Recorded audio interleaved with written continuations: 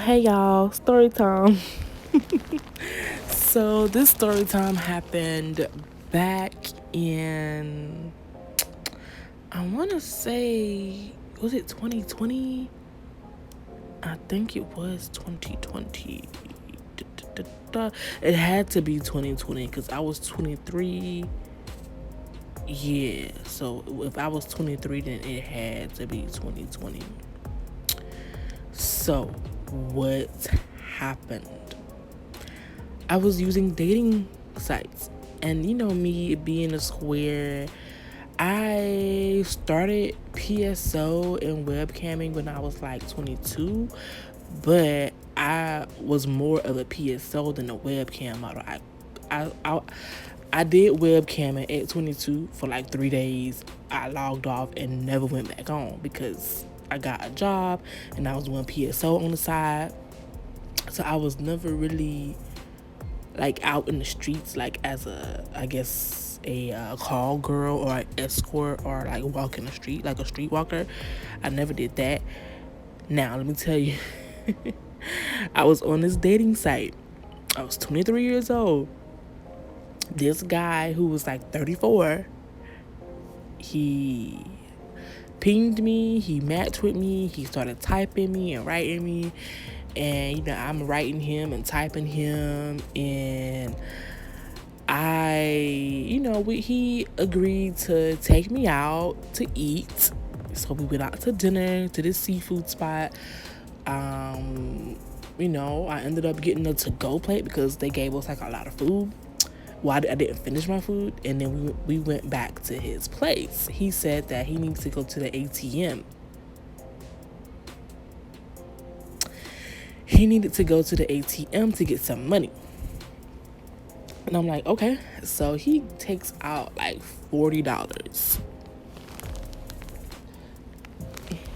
And I didn't think nothing of it. He gives me $40. And I'm like, okay, thank you.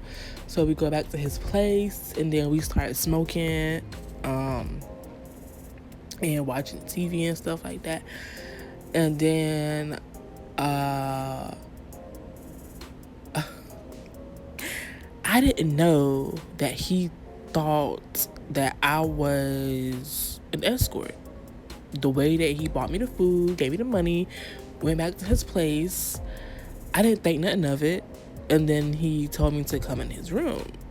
And as we all know, a lot of 304s say that they love guys that do the white powder because their eggplant doesn't get hard and they can't do nothing but just sit there and talk or either sit there and eat peach cobbler. Okay, so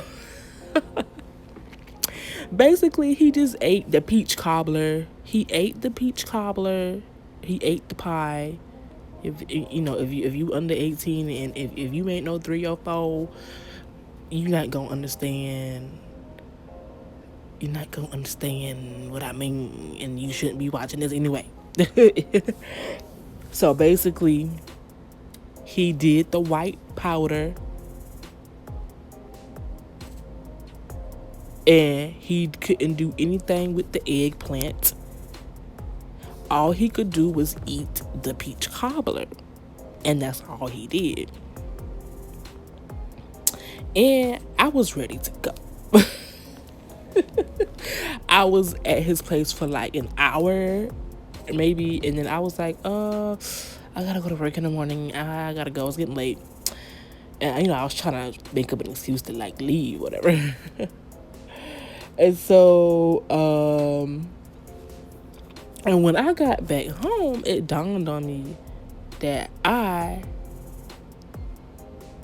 just had my first experience as an escort or as a 304. I was like, is this how it is? Like this I was digging it. I was liking it. So I went on another date with this guy. He gave me, well, we actually did it. Like, we actually got into it. So he gave me like 150, and that was my second time doing it. He gave me like 150, and we did, like, most of my guys were very gentleman-like. I mean, maybe it's because of the way, I guess, I carry myself, or I don't know. All girls are different, but like most of my guys actually wanted that girlfriend experience, or treated me like they were my date, like an actual date. We went out to eat. I got food, wine, drinks, money, and that was that. And it felt good. Like, some of the guys, they didn't really keep in contact with me, which I didn't really give a two craps, because I got my money, and that's the thing. So those are my first two experiences being an escort. And I didn't really. After that, I quit because. I was like, damn, it's too scary, it's too risky, I don't know what I'm getting myself into. Like, I don't want to keep getting into these random guys' cars, and like, and I be hearing these stories about how these girls, I just don't want to be one of those girls. So I just said, you know what, I had my little fun. The money was good, but I gotta stop. I don't want to do this too long. So I was out here, what you call it, renegading, being an independent 304. Yes, indeed. But I said, you know what, I gotta stop this. If I wanna do sex work, I gotta find like a safer route. I don't want to be out in the streets like that. Like, I don't want to be getting picked up. The money was good while it lasted, but I had to skedaddle, get up out of there. But yeah, some of the guys still kept in contact with me. Some of the guys didn't, and I didn't care. Like, for the guys who didn't keep in contact with me, like some of the guys who, like, say if you were square, right, or you were pick me shit, right, and you go on a date and a guy, he pumps and dumps, you may start crying, or you may start to feel some type of way because he ain't do nothing for you. But if a guy gives you money, like, okay, this is only the 304s will understand this logic. Like, only the 304s will understand this logic.